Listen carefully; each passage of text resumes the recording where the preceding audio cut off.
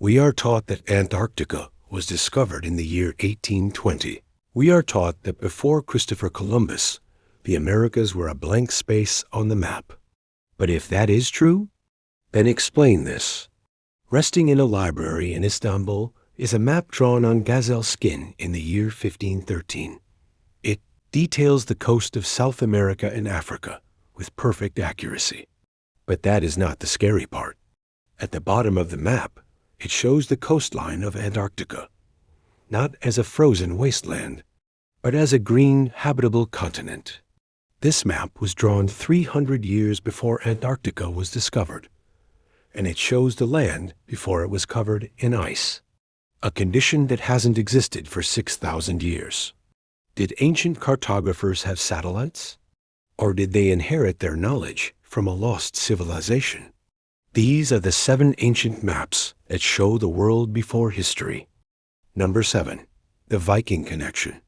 For centuries, history books said Columbus was the first European to set foot in the Americas. But in 1957, a mysterious map surfaced that changed everything. Known as the Vinland map, it dates back to around 50 years before Columbus sailed the ocean blue. It depicts Europe, Asia, and Africa. But in the far west, across the Atlantic, it shows a large island labeled Vinlandia Insula. This matches the layout of modern-day Newfoundland, Canada. It suggests that the Vikings not only found America, but mapped it. Critics called it a fake. But chemical analysis of the ink has sparked a war in the scientific community.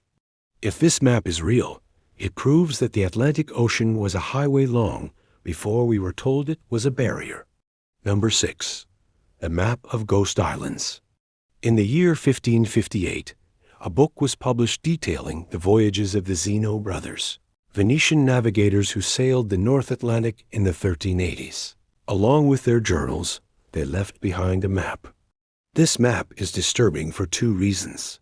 First, it accurately depicts the coast of Greenland and areas of North America over a century before Columbus. But secondly, it shows things that are not there.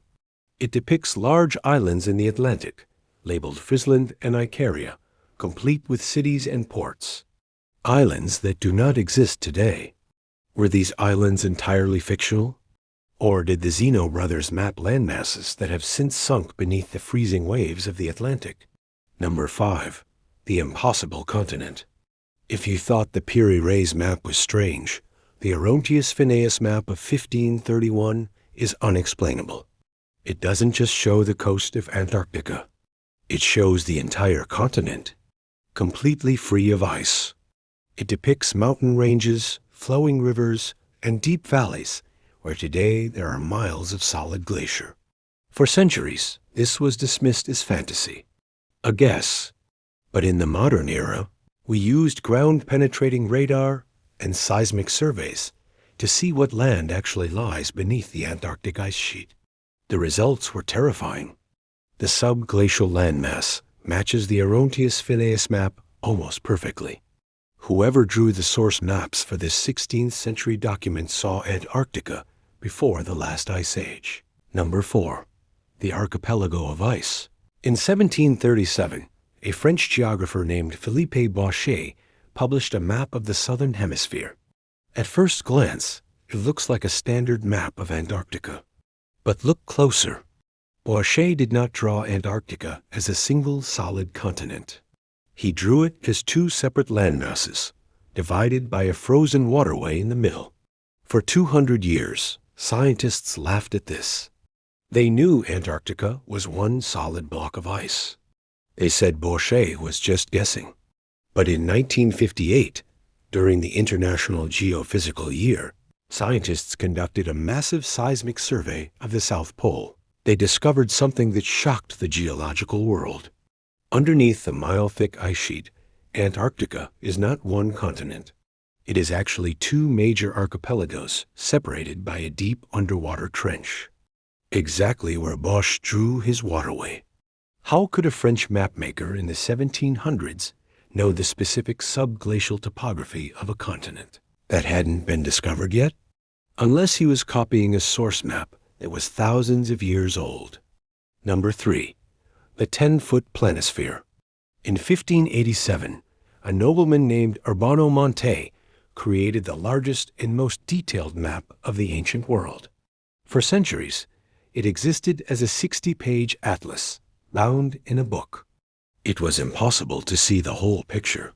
But in 2017, Stanford University digitally scanned the pages and stitched them together. The result was a massive world map spanning 10 feet wide. The map is unique because it uses a North Polar azimuthal projection. It views the world from above the North Pole, with the continents spreading out from the center. The level of detail is terrifying. It shows lakes in the Sahara Desert. It shows rivers in the Arabian Peninsula.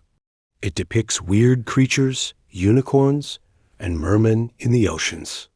But most importantly, it shows a massive, detailed southern continent. Monte didn't just draw a blob.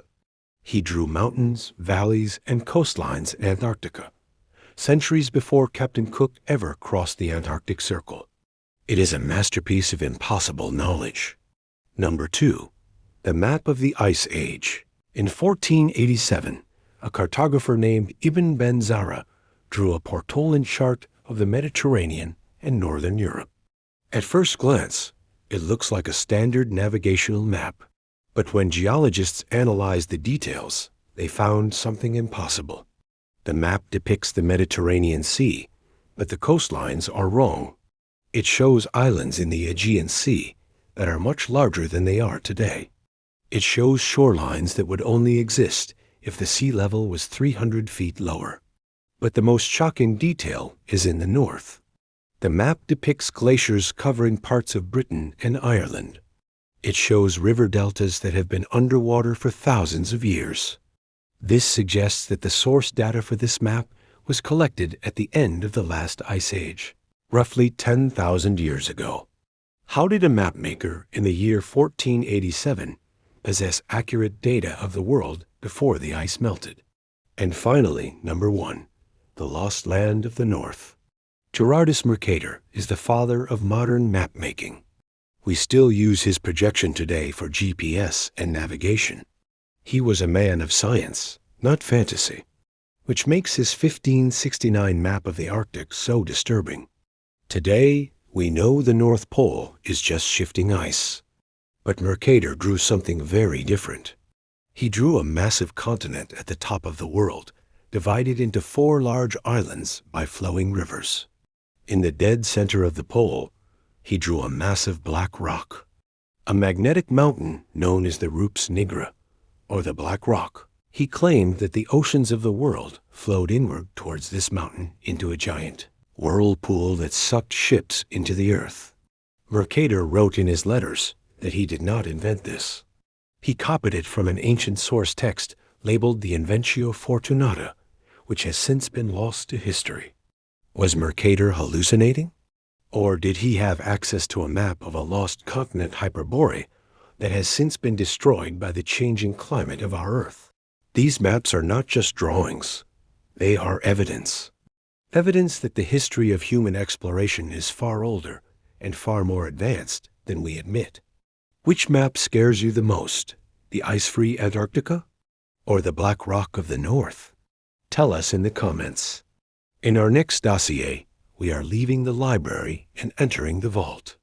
We will be investigating the 7 cursed objects that scientists can't explain. Subscribe to the Obsidian archive. The truth is in here.